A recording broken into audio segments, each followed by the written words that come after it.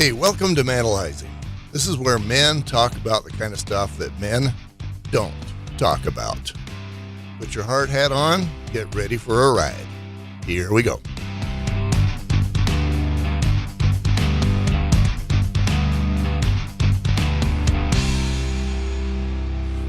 All right, welcome to Manalizing, where men talk about the stuff that men don't talk about.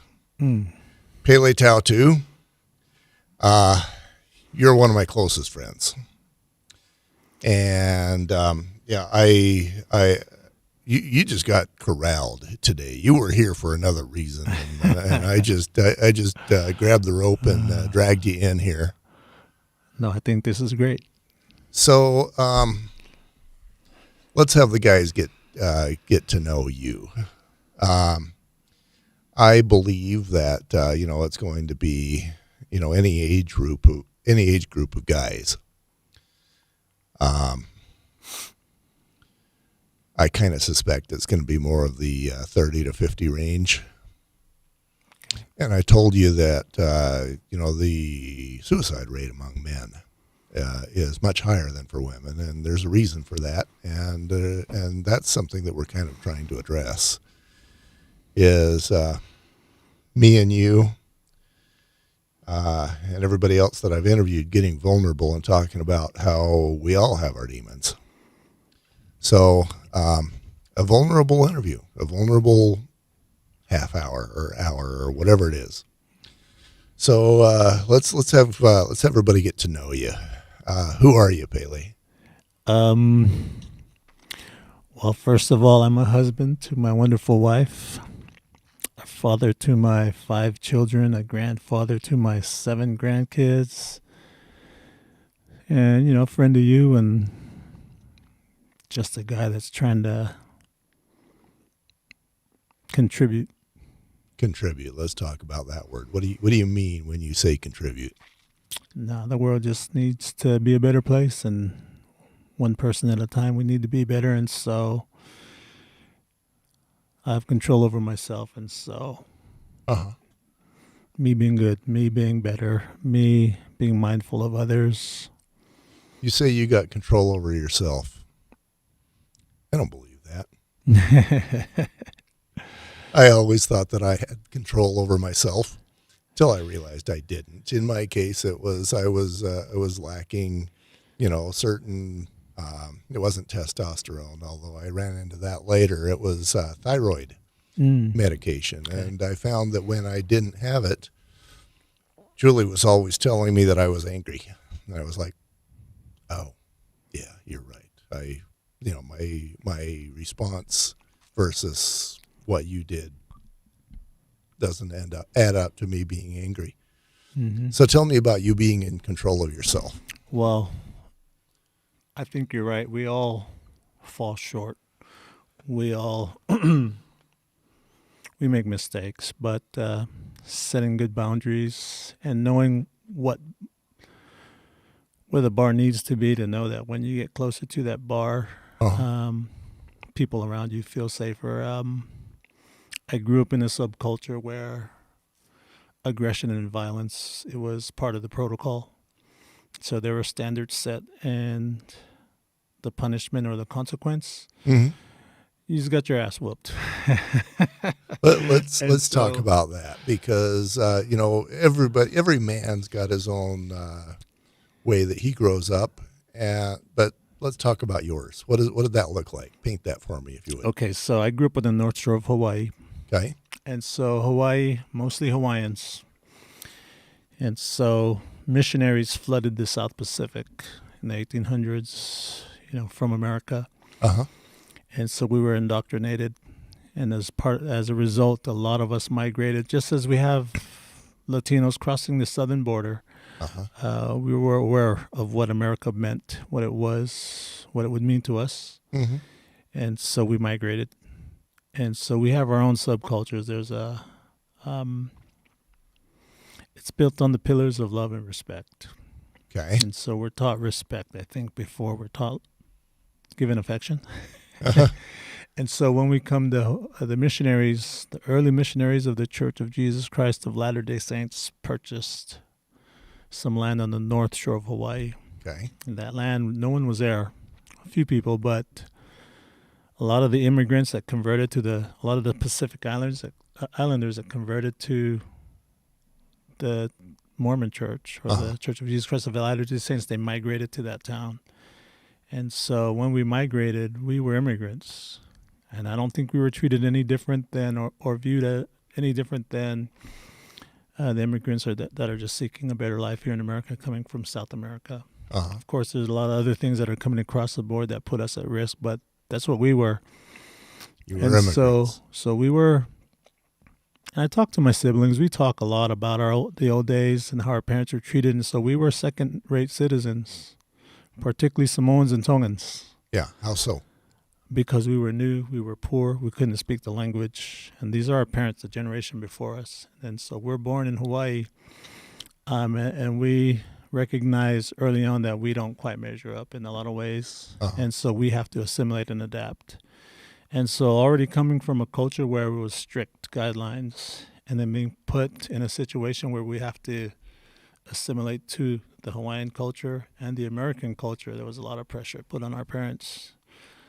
Because as long as we weren't didn't conform, we were ridiculed or we were looked down upon, we were frowned upon. And so our parents, there was a lot of pressure on them to get us to walk like. I was going to say, what does conforming look like? Speaking proper English, dressing with matching clothes, getting C's and above in class, being able to engage a discussion. So in the Title I classes or the learning people who were behind, it was a lot of us in those classes. And so when you walk into those classes and walk out of those classes, everybody can tell, that's a class where the idiot's going. So that's us. Our parents, English is a second language. They're learning how to speak English. And so they don't know how to teach us. Right. And so just all the ridicule and the teasing. And so Samoans and Tongans, we're big people. We're strong. Right. We're athletic. And so... Yeah, I can't imagine you got teased by too many people. We were reactive, and so we made people pay. And so we were all directed to join the football team. And we became really good football players. And our school is known for football, and so we found our niche in sports. And a lot of us, we ended up here in Utah or other parts of the continental USA because our ability to play a sport good enough to get us out here to get an education. Right. And we could go back and help our families out and our people out, or a lot of us married. We got here and we married Americans or Caucasians, and so we stayed. Right. But just that process, we didn't realize it at the time, but looking back and we're able to see the trauma, the hurt, and the things that affected us adversely. And so we just deal with it. Once we realized that we were labeled that way and we accepted and owned it, okay, this is who we are, we're the outsiders, and then we were fine. Yeah. Because we came in just happy people thinking we should all get along, but it wasn't so. Right. So anyway. Right. So trauma. I'm stuck on that trauma word. Tell me a story about one of the moments when the trauma happened. A lot of strain in our community. If you violate any social norms, you get disciplined. Okay. And it's pretty harsh. And we don't wait till we get home. Our parents didn't wait till we got home. If we were at school or the supermarket or out at the park and we didn't do something, we were disciplined. So a lot of us, not different levels. My parents, luckily, they were more American. And so I didn't see a lot of, I didn't experience a lot of it, but you see it constantly. There's a lot of violence in our schools. I thought it got better, but I sent my kids to school there, and they called back and said, Dad, things didn't change. There were 3 situations where it broke out into violence in one day, and he says every day, 2 or 3. You'll see 2 or 3 situations where people are beating each other up and solving problems physically. Yeah. And so social norms. So you said if people are not following social norms, then it gets brutal. Yeah. Give me an example of one of those social norms. Whatever the rules are, in your home. For example, one day we were walking home and my friend was supposed to be home at a certain time, Uh-huh. and we missed the bus that would have got us home at that time, so we had to catch the second bus. And he was giving dirty spankings in his front yard, right in front of me. 30. Dirty. I mean, Dirty. just dirty spanking. What's a dirty spanking? Um, shoot, using a shoe, a stick, Uh-huh. stones. Dang. Yeah, wasn't me, but I think my best friend, one of my close friends, lived right next to me. Their parents, they stuck to the old code. Luckily, my parents, they were less volatile. There's a lot of crime that's in Hawaii. Uh-huh. There's organized crime. I think I was 9 or 10. I was the first on the scene. My neighbor, he was involved with organized crime, and he decided to leave. And organized crime, you can't leave on your own terms. You don't leave. And so I witnessed his death. You know, he was shot on his doorstep in the head 3 times, and my brother and I were there Watching that. to see it happen. And so, but a lot of violence, a lot of physical violence in the streets, in the playgrounds, in the community that you don't see here in Utah. Yeah. Probably why I'm still here, maybe. But I think I have to believe things got better. I think they have. But in the 60s and 70s, early 80s, it was pretty rough. And we didn't know it was rough until we came out here where things are different. And then we look back and realize that we were exposed to a lot. Yeah. Yeah, in my case, I'm sure I was still, much better off than you. But my dad, we used to have a willow tree, and he'd make us go out and get a willow, and Yeah, those hurt. those hurt. And there was once that he was going after my sister, and he decided not to use a willow; he was going to use a broom handle. Yeah. And she put her arm back to protect her butt, and he broke her arm. Yeah, so A lot of parallels, yeah. Yeah, a lot of there's some parallels, and it's I don't have that flavor of good memories. I could tell you more stories like that, but let's just say that the fathering then and the fathering now is different. Yeah. What's one of the stupidest things you've done in your life?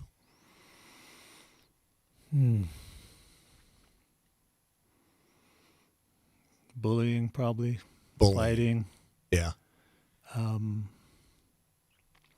Got into a fight with this one guy, Uh-huh. and we were even. He was good.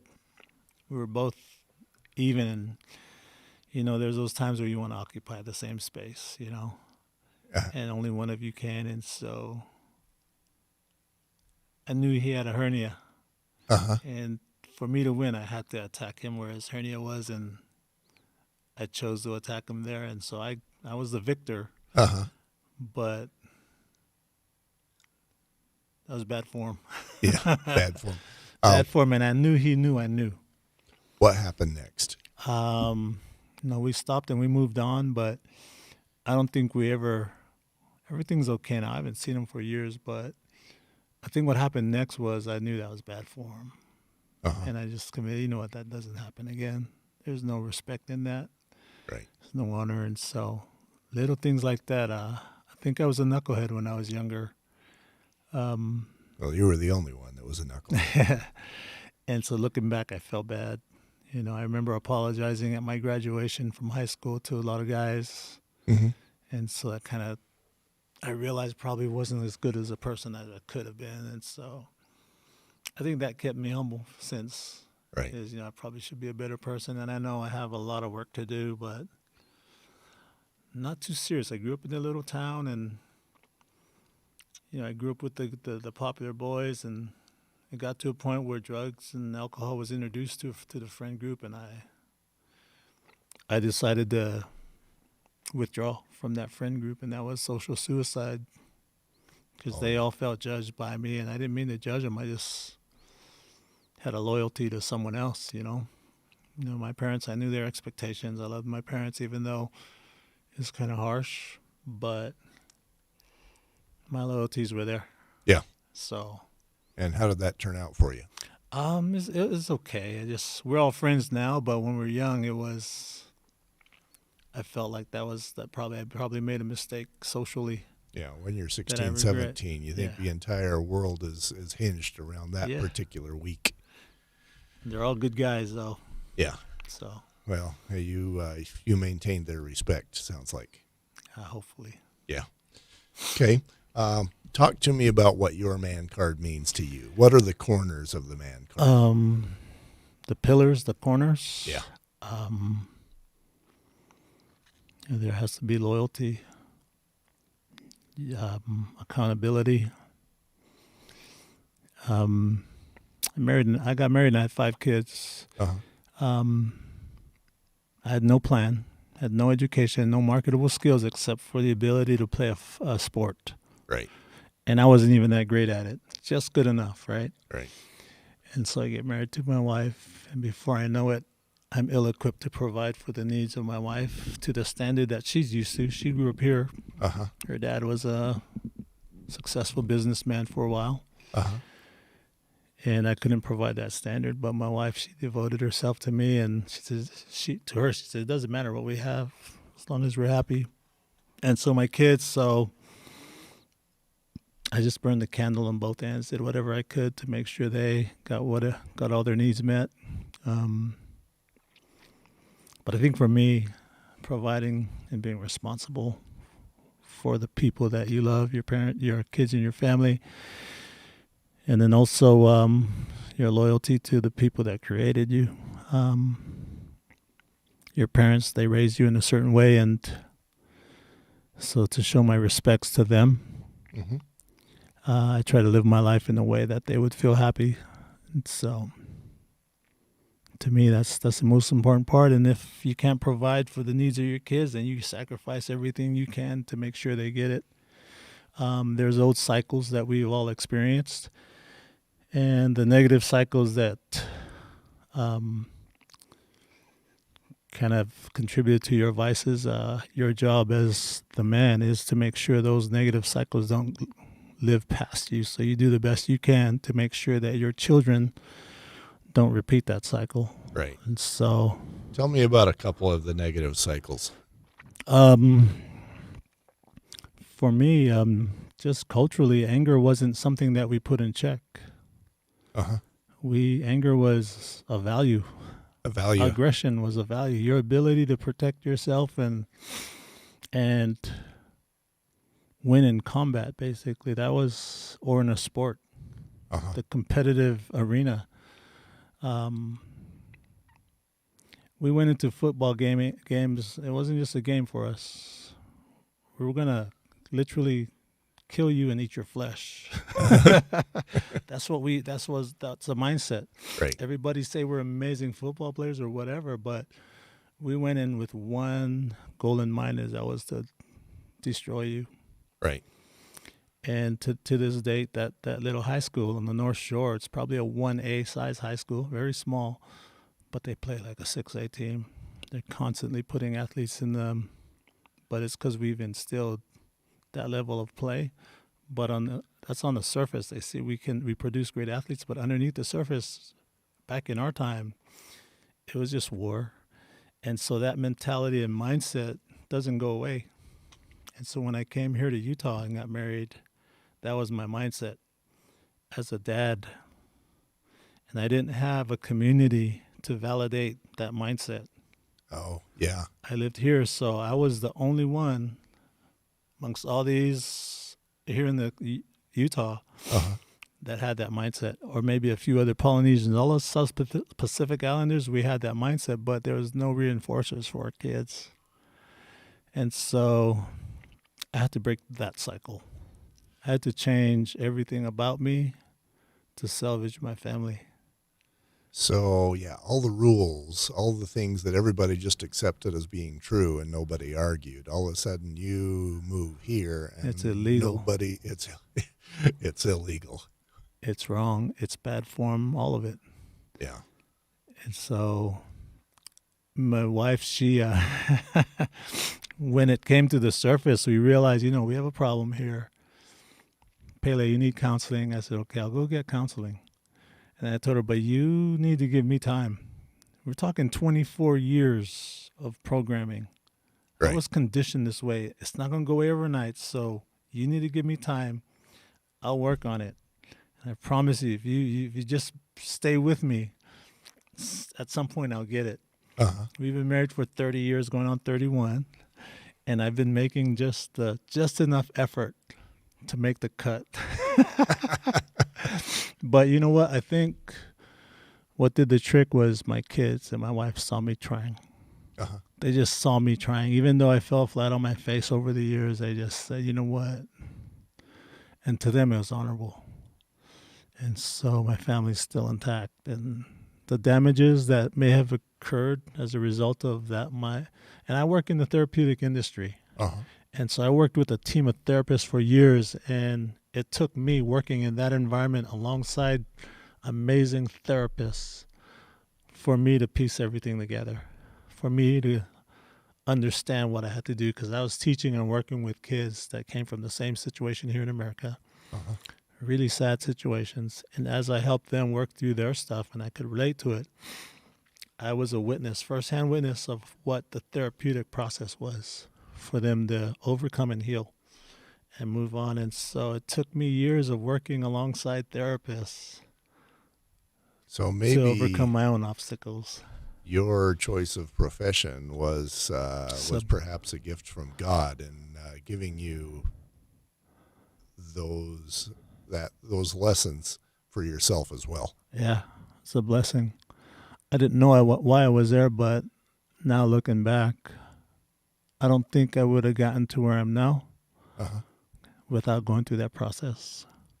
If I was a car salesman or selling whatever, or I don't know, mechanic, you don't get those a lessons. Contractor, I don't know if I would have got the lessons. Yeah. So you came here, and what I'm hearing is you came here. You've got a local wife. You've got kids who've never been to the North Shore. They've never been to Samoa. I tried to say it right. You said it perfect. And so you're kind of an island. I mean, you're the one who knows what your upbringing is, but that is totally from Mars, as you're the only one who knows what those rules are. Yeah. You can't, you probably want to live that way, at least to some extent. You miss that, and who'd you talk to about that?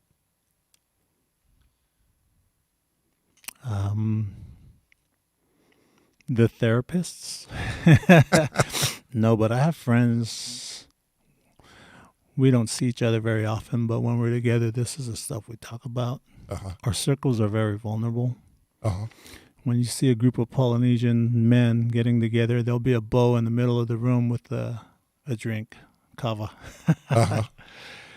And when we're together, we just have a good time. We connect and we provide support to each other.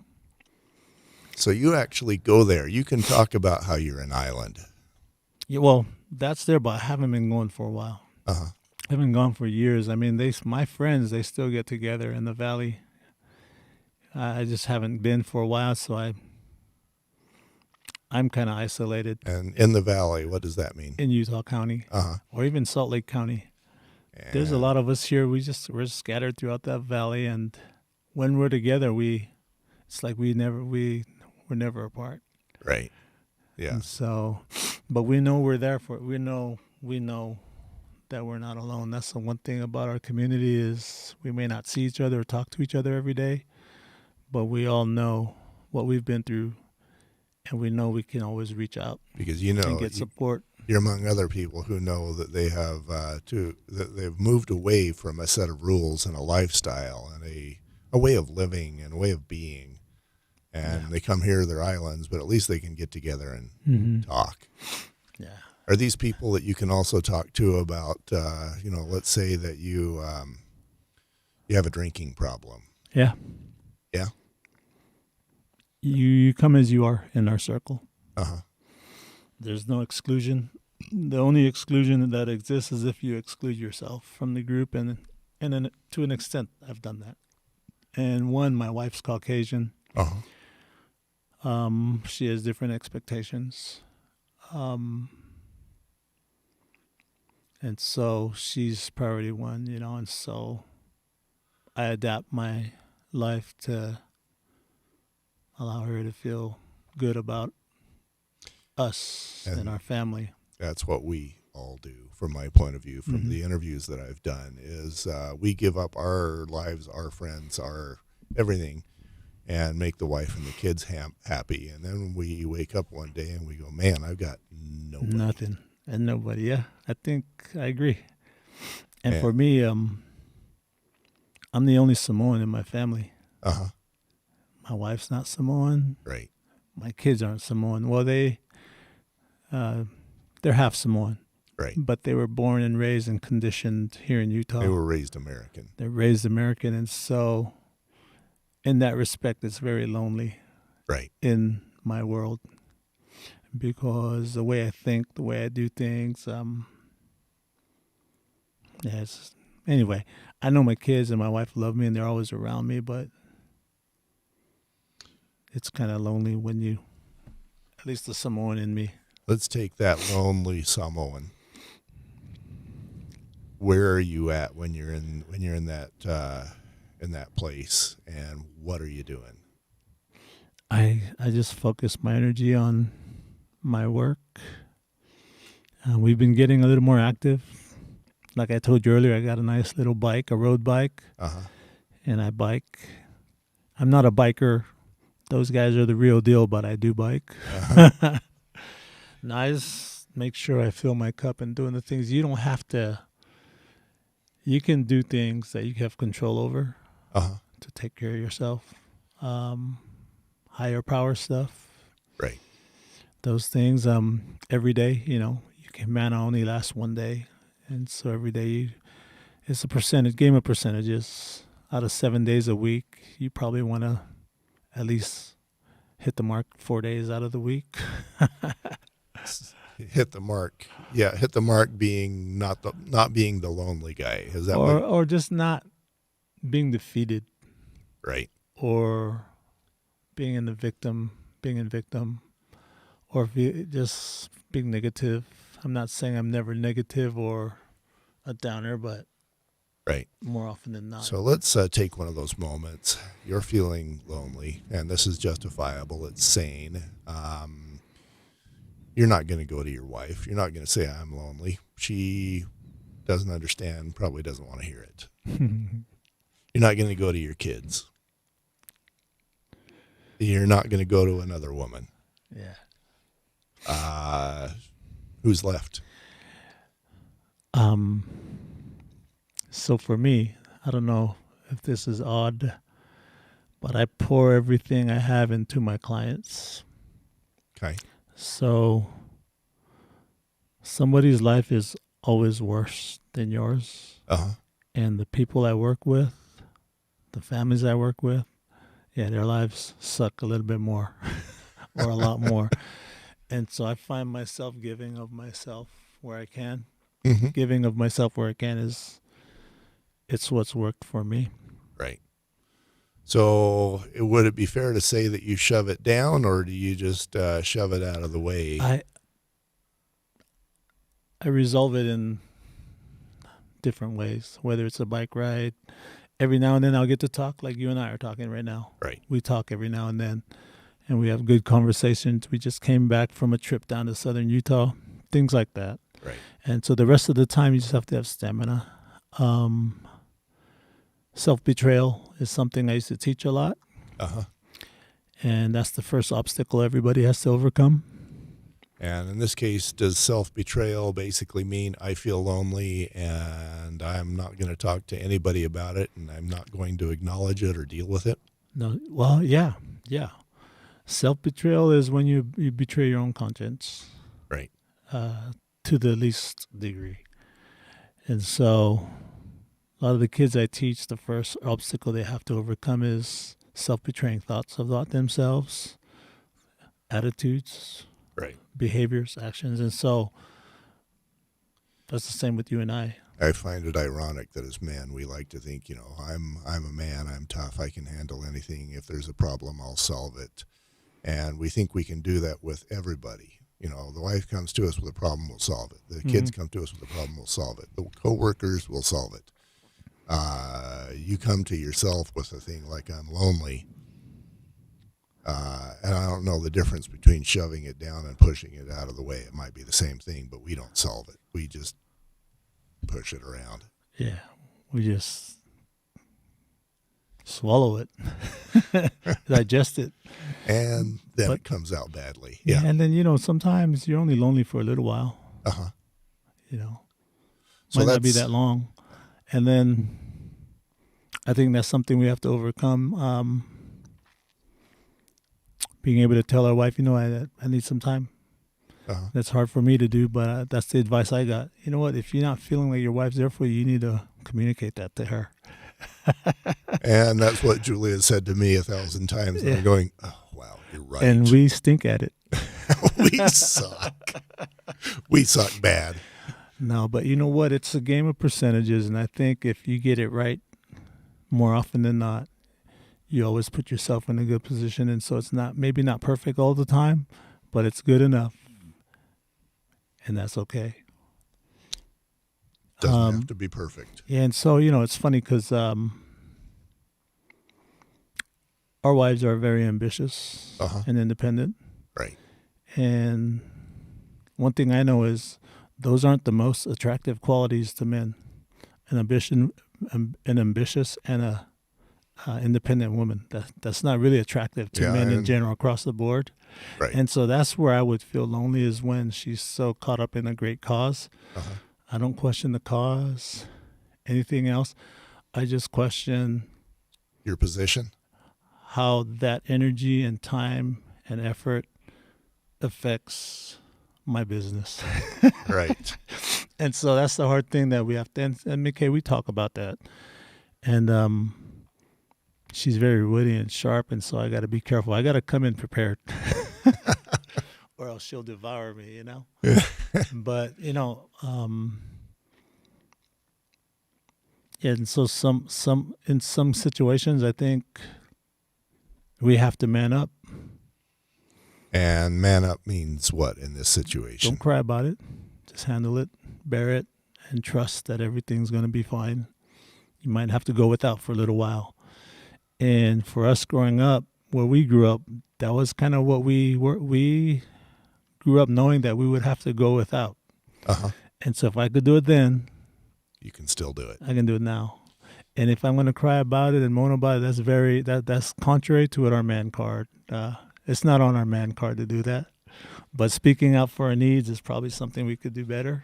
Yeah, and I'm going to say, I'm going to argue with you just a little on that one, because, like, for example, Julie would be talking to any number of friends, including your lovely wife, and it'd be past 10 o'clock. It'd be 10:30. It'd be 11 o'clock, and I'm like, the time for that, this is my time, mine.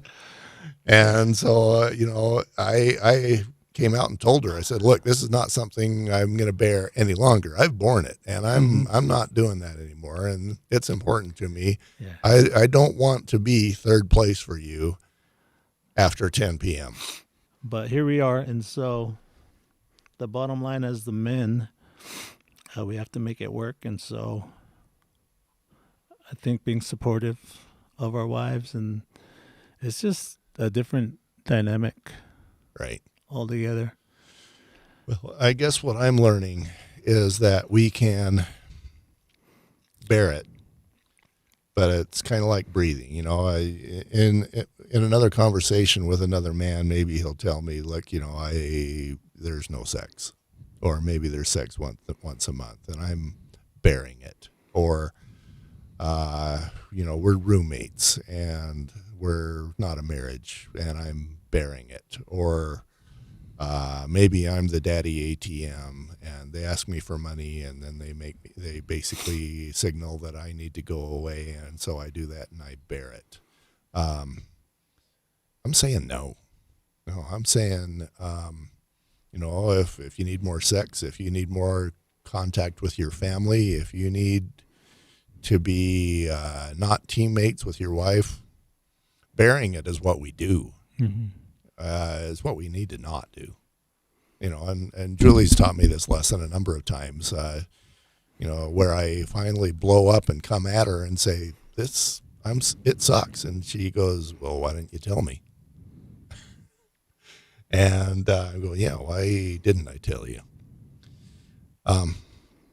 So anyway, that's a long speech about bearing it. But I think bearing it the way you describe, from my point of view, is probably a contributor to why we go inside and become islands. And then there's suicide, and I'm going to say worse, because, to live a life as an island, I'd rather commit suicide.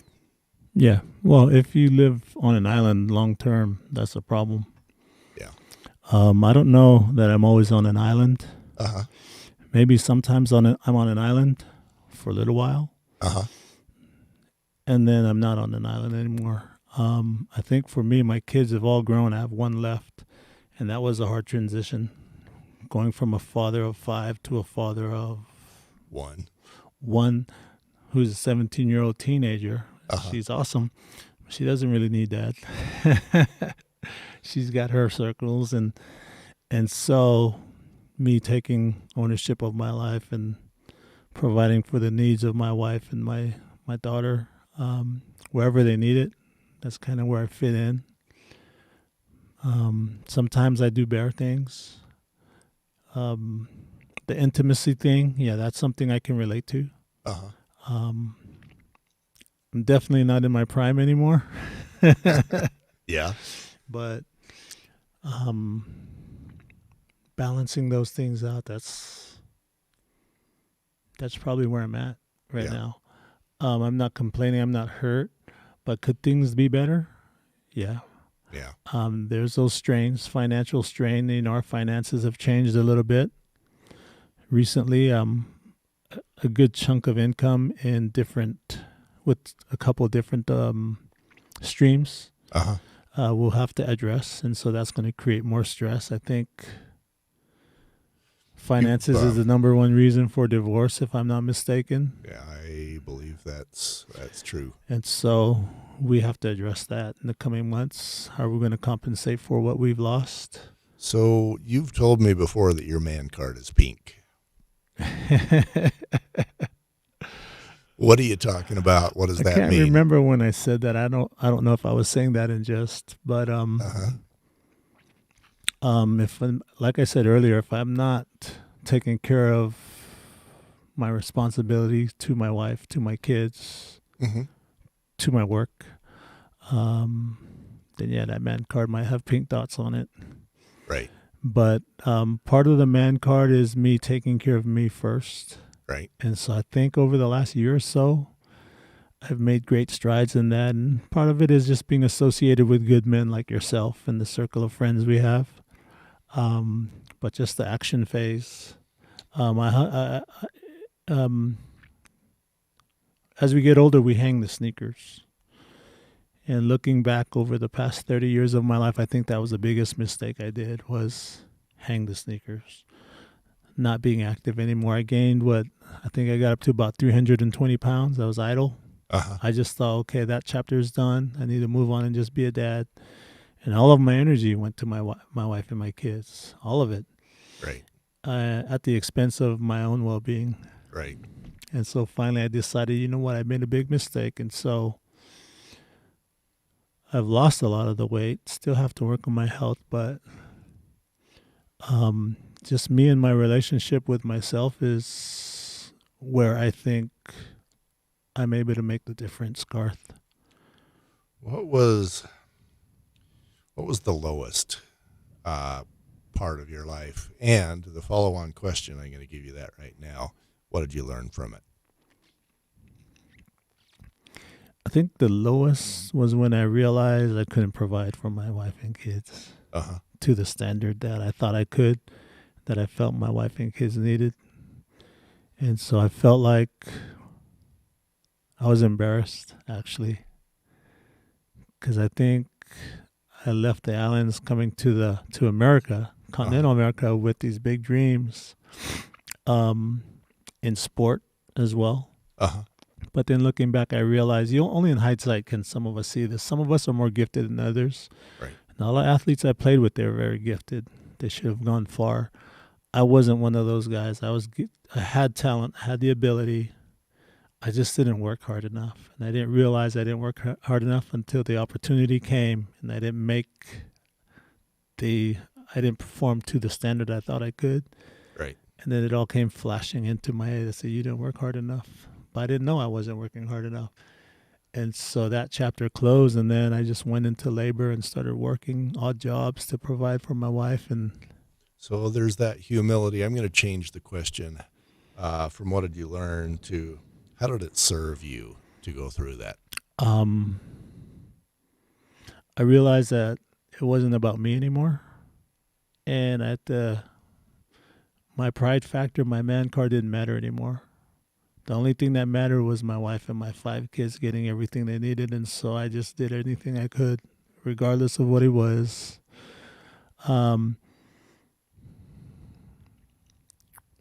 There's just, I just, in my eyes, I didn't feel like what I did to bring home the fatted calf. I don't know if I even brought home the fatted calf. I brought home enough to make ends meet.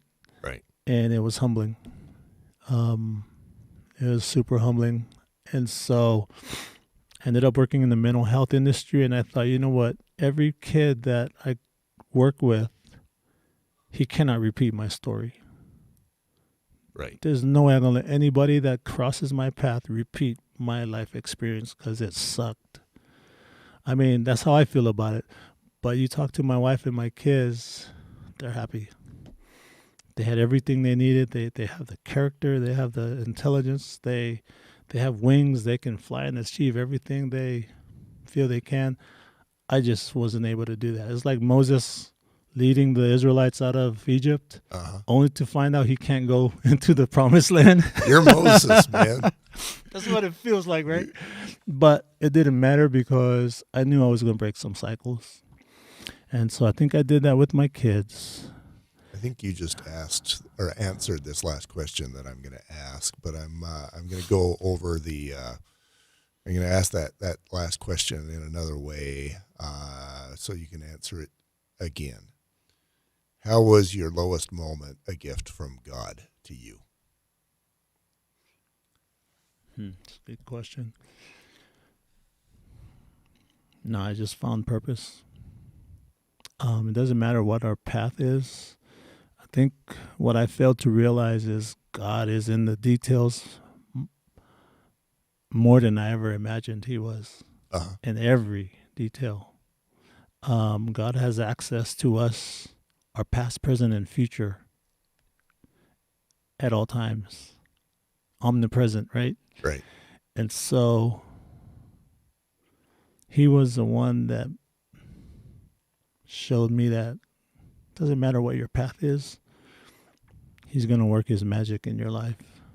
And by the time you breathe your last breath, if you just stick to your guns and follow your intuitions and have his will in mind, it's going to all come out just nicely. And I do know that this life is temporary, and this is not the final destination.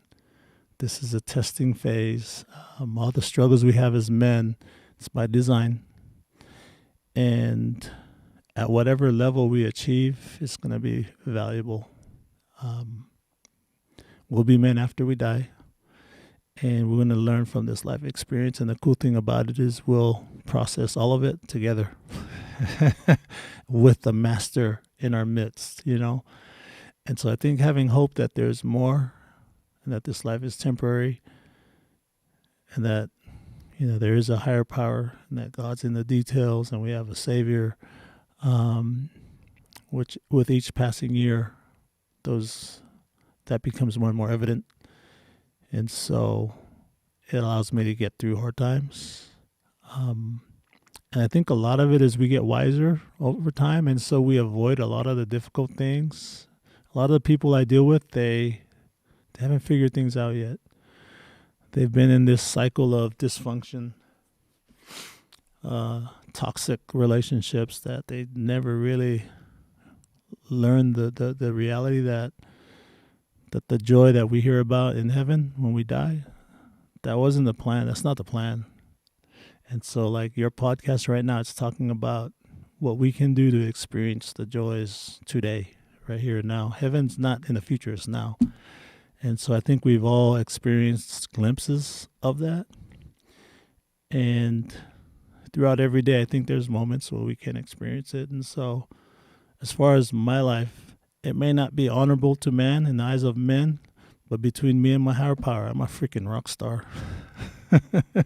That's all there is. And so he knows and I know, and it may not be shiny and bright. I may not be a high value man in the eyes of the world, but my kids and my wife will probably tell you different. I think they would. They're good kids. I love them. Yeah, thank you. Thank you, Pele. You're welcome.